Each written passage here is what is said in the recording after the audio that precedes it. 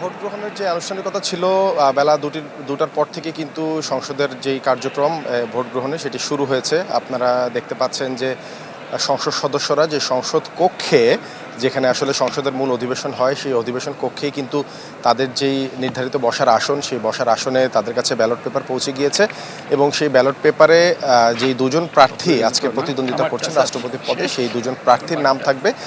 যারা যেই প্রার্থীকে ভোট দিতে চান তার নামের পাশে নিজের নাম এবং স্বাক্ষর করে কিন্তু সে তার তার ভোটাধিকারটা প্রয়োগ করবেন। এই বিষয়টি সাধারণত বলা হচ্ছে, কেন বলা হচ্ছে যে দীর্ঘ ৩৫ বছর পর এই পদে ভোট হচ্ছে।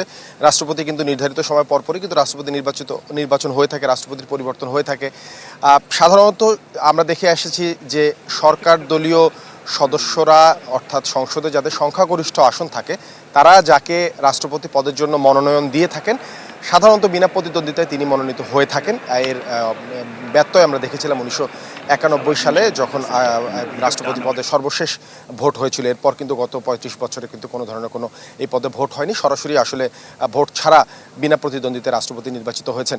এবং এখানে আসলে খুব বেশি ফল পরিবর্তন হওয়ার বা কোনো ধরনের কোনো অনিশ্চয়তার সুযোগ এই কারণে নেই, কারণ আপনি জানেন সংবিধানের যে ৭০ অনুচ্ছেদ আছে, ৭০ অনুচ্ছেদে আসলে বলা আছে সংসদ সদস্যরা নিজ দলের সিদ্ধান্তের বাইরে গিয়ে ভোট দিতে পারবেন না, অর্থাৎ ফ্লোর ক্রসিং আমরা যেটাকে বলি, সেটি আসলে করার সুযোগ নেই। সেই কারণে হচ্ছে যে বিএনপির এবং তাদের সংসদে যারা সরকারে আছেন অন্যান্য ছোটোখাটো দলের যেসব প্রতিনিধিরা, তারা খুব সঙ্গতভাবে ধারণা করা যেতেই পারে তারা আসলে তাদের দলের থেকে মনোনীত যাকে করেছেন মির্জা ফখরুল ইসলাম আলমগীর, তাকে ভোট দিবেন। তবে আসলে সংসদে জামায়াতের এখানে ভোট সংখ্যা হচ্ছে, জামায়াত এবং এনসিপি সহ বিরোধী দলীয় যে জোট আছে 11 দলীয় জোট, তাদের ভোট সংখ্যা হচ্ছে 90টি এবং খুবই সঙ্গত কারণে বোঝাই যাচ্ছে যে তাদের ভোটের সংখ্যা সরকার দলীয় সদস্য থেকে অনেক কম। এরপরেও তারা প্রতিদ্বন্দ্বিতা করছেন। এই বিষয়টাকে আমরা ভোটদান শুরুর আগে সংসদ সদস্য যারা সংসদে প্রবেশ করছিলেন তাদের সাথে কথা বলেছি, তারা এই বিষয়টিকে আসলে ইতিবাচকভাবে দেখছেন। তারা বলছেন যে এটি আসলে গণতান্ত্রিক চর্চার একটি রূপ, অর্থাৎ অংশগ্রহণের মধ্য দিয়ে যে তারা নিজেদের অস্তিত্বকে জানান দিল বা নিজেদের পছন্দের প্রার্থীকে ভোটে দাঁড় করালো, এটিকেই তারা আসলে ইতিবাচকভাবে দেখতে পাচ্ছেন। আরও একটি বিষয় এখানে উল্লেখ করার মতো, যেই বিষয়টি কিছুক্ষণ আগে বলছিলাম সংবিধানের ৭০ অনুচ্ছেদের কথাটি, সেই ৭০ অনুচ্ছেদে পরিবর্তনের বিষয়টি কিন্তু যে জুলাই জাতীয় সনদ ছিল, জুলাই জাতীয় সনদে কিন্তু এসেছিল যে সংসদ সদস্যরা যেন তার ইচ্ছা মতো নিজ দলের সিদ্ধান্তের বাইরে গিয়ে ভোট দিতে পারেন। এই স্বরাষ্ট্রমন্ত্রী সালাউদ্দিন সাহেব কিন্তু কিছুক্ষণ আগে এই একই বিষয়ে পুনরাবৃত্তি করেছেন। ভেতরে যাওয়ার আগে তিনি গণমাধ্যমের সাথে কথা বলেছেন। তিনি বলেছেন সংবিধান সংশোধনের জন্য যে কমিটি কাজ করছে, সেই কমিটি যখন সংবিধান সংশোধনের আনুষ্ঠানিকতা চূড়ান্ত করবে, তখন কিন্তু ৭০ অনুচ্ছেদে পরিবর্তন আসবে এবং তারা যেসব নোট অফ ডিসেন্ট দিয়েছিলেন জুলাই জাতীয় সনদের জন্য, সেই নোট অফ ডিসেন্টের বাইরে যে বিষয়টি আছে, সব দল যেখানে ঐক্যমতে পৌঁছেছিল, সেই বিষয়টি কিন্তু বাস্তবায়ন হবে ঠিক তখনই যখন আসলে আনুষ্ঠানিকভাবে সংবিধান সংশোধন করা হবে। এর রেফারেন্স হিসেবে, উদাহরণ হিসেবে উনি যেটি বলেছেন যে ভবিষ্যতে এই সংবিধানে সংশোধনের পর যদি কখনো প্রয়োজন পড়ে রাষ্ট্রপতি নির্বাচনের জন্য ভোটদানের আনুষ্ঠানিকতার চলে আসে, সেক্ষেত্রে সংসদ সদস্যরা চাইলে তার দলের বিপক্ষে ভোট দিতে পারবেন দলের সিদ্ধান্তের বাইরে, কিন্তু এই মুহূর্তে সেই সুযোগ থাকছে না। যদিও আমরা এনসিপির নাহিদ ইসলাম তিনি কিন্তু বলেছিলেন যে আসলে ৭০ অনুচ্ছেদের বাইরে গিয়ে চাইলে সংসদ সদস্যরা ভোট দিতে পারবেন। তারা প্রতিটি যে দুজন প্রার্থী আছেন তারা কিন্তু নিজের দলের প্রার্থীদের কাছে তো ভোট প্রত্যাশা করেছেনই, এর বাইরে অন্যান্য যারা সংসদ সদস্য আছেন সবার কাছে কিন্তু ভোট তারা চেয়েছেন। যে তারা জামায়াতের যেসব নেতারা এখানে সকালে আমাদের সাথে কথা বলেছেন, তারা কিন্তু নগদ নিয়ে এলো হার না মানা হার অফার। সর্বনিম্ন 10,000 টাকা রেমিটেন্স নগদে পাঠালে থাকছে স্বর্ণের হার জেতার সুযোগ।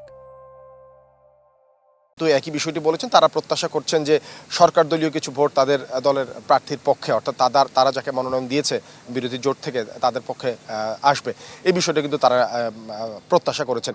আসলে সব মিলিয়ে এই আনুষ্ঠানিকতা 5টা পর্যন্ত চলার কথা আছে, কিন্তু আসলে শেষ পর্যন্ত এই ভোটদানের আনুষ্ঠানিকতা কত সময় পর্যন্ত চলে এবং এরপরে ভোট গণনার একটা বিষয় আছে। এই পুরো প্রক্রিয়াটি কিন্তু সংসদের যে অধিবেশন কক্ষের মধ্যেই অনুষ্ঠিত হবে এবং এরপর আনুষ্ঠানিকভাবে ফল ঘোষণা করা হবে, অর্থাৎ যে দুজন প্রার্থী আছেন দুজন প্রার্থীকে কয়টি ভোট পেলেন, কয়জন সংসদ সদস্য তাদের ভোট দিলেন, সেই বিষয়টি কিন্তু আসলে তারপর সুরাহা হবে। আজকেই গেজেট হয়ে যাওয়ার কথা আছে, যেটুকু জেনেছি আজকে ভোটের পর আজকে গেজেট হয়ে যাওয়ার কথা আছে, এবং আগামীকালকে আনুষ্ঠানিকভাবে রাষ্ট্রপতি হিসেবে দায়িত্ব নেওয়ার কথা আছে আজকে যিনি সর্বশেষে ভোটের মাধ্যমে নির্বাচিত হয়ে আসবেন, যেটি আমরা ধারণা করছি মির্জা ফখরুল ইসলাম আলমগীর, তিনি আগামীকাল রাষ্ট্রপতি হিসেবে কিন্তু আনুষ্ঠানিকভাবে শপথ নেবেন। গতকালকে চিফ হুইপ কিন্তু আমাদের এই বিষয়টি নিশ্চিত করেছে। আরও একটি বিষয় একটু স্মরণ করিয়ে দিতে চাই, এই সরাসরি রাষ্ট্রপতি পদে সংসদ সদস্যদের ভোট কিন্তু 1972 সালে যে সংবিধান ছিল সেই সংবিধানে সন্নিবেশিত ছিল। তখন কিন্তু রাষ্ট্রপতি পদে সংসদ সদস্যরা ভোট দিতেন। এরপর সংবিধানের চতুর্থ সংশোধনীর মধ্য দিয়ে কিন্তু সেই বিষয়টিতে পরিবর্তন আনা হয়, এবং এর পরবর্তীতে তিনটি নির্বাচনে অর্থাৎ তিনটি রাষ্ট্রপতি নির্বাচনে কিন্তু সরাসরি জনগণের ভোট দেওয়ার সুযোগ ছিল। প্রথম জনগণের ভোটে রাষ্ট্রপতি নির্বাচিত হয়েছিলেন জিয়াউর রহমান। এরপরে আরও দুটি নির্বাচনের মধ্য দিয়ে কিন্তু এই রাষ্ট্রপতি সরাসরি ভোটে নির্বাচিত হয়েছে। তবে 1991 সালে সংসদীয় গণতন্ত্র যখন যাত্রা শুরু করে তারপর কিন্তু এই নিয়মে পরিবর্তন আনা হয়। তখন আবার নিয়ম পরিবর্তিত হয়ে শুধুমাত্র কেবলমাত্র সংসদ সদস্যরা সেই পদে ভোট দিতে পারবেন, এমন নিয়ম কিন্তু করা হয়েছিল। সব মিলিয়ে আজকের এই ভোটের ফলাফল অনেকটা অনুমেয়, কিন্তু তারপরেও কিন্তু অনেকের কাছে বিষয়টি আগ্রহের জন্ম দিয়েছে এই কারণে যে দীর্ঘ 35 বছর পর এই পদে ভোট হচ্ছে। একটি জেনারেশন, দুটি জেনারেশন কিন্তু রাষ্ট্রপতি পদে যে ভোট হচ্ছে এটি কিন্তু আসলে দেখেনি। তাদের কাছে নিশ্চয়ই এটি একটি নতুন অভিজ্ঞতা, এটি অনেকের কাছে বিষয়টি আগ্রহের জন্ম দিবে। তবে সার্বিকভাবে বলতে গেলে সংসদীয় গণতন্ত্রের যে চর্চা, সেই চর্চার জন্য এই বিষয়টিকে অনেকে ইতিবাচকভাবে দেখছেন। সংসদ সদস্যরা আজকে যারা এসেছেন এই ভোটদানের জন্য এখানে প্রবেশ করেছেন, এই মুহূর্তে তাদের ভোটাধিকার প্রয়োগ করছেন।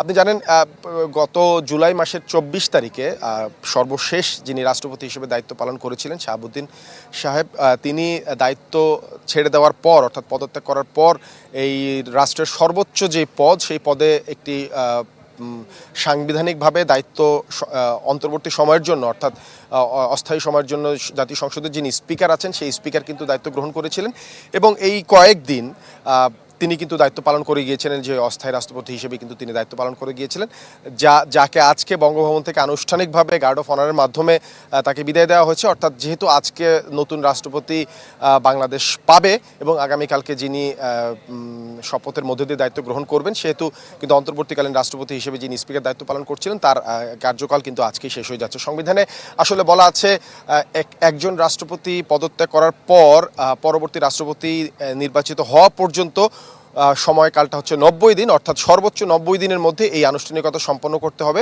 তবে তার অনেকটা আগেই কিন্তু এই আনুষ্ঠানিকতা সম্পন্ন হলো, যেহেতু সাধারণত সংসদের অধিবেশন যখন চলে তখন সংসদের অধিবেশনে এই আনুষ্ঠানিকতাটা সম্পন্ন হওয়ার কথা, কিন্তু এখন যেহেতু সংসদের অধিবেশন চলছে না, একটি বিশেষ নোটিশের মাধ্যমে বৈঠকের মাধ্যমে আজকে এই সংসদ অধিবেশনের কক্ষে এই ভোটদানের আনুষ্ঠানিকতাটা কিন্তু চলছে, এবং ভোটদানের আনুষ্ঠানিকতাটা আশা করা যাচ্ছে যে 5টার আগেই শেষ হয়ে যাবে এই আনুষ্ঠানিকতা যেটি ছিল।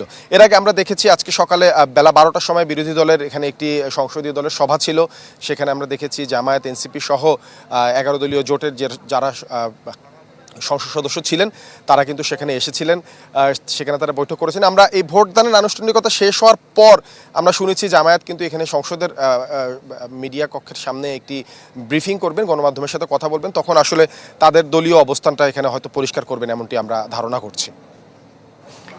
জি, সাদ বিন শফিক, আপনাকে ধন্যবাদ। সংসদ ভবন এলাকায় চলছে রাষ্ট্রপতি নির্বাচনের ভোট গ্রহণ, এই নিয়ে জানাচ্ছিলেন সাদ বিন শফিক।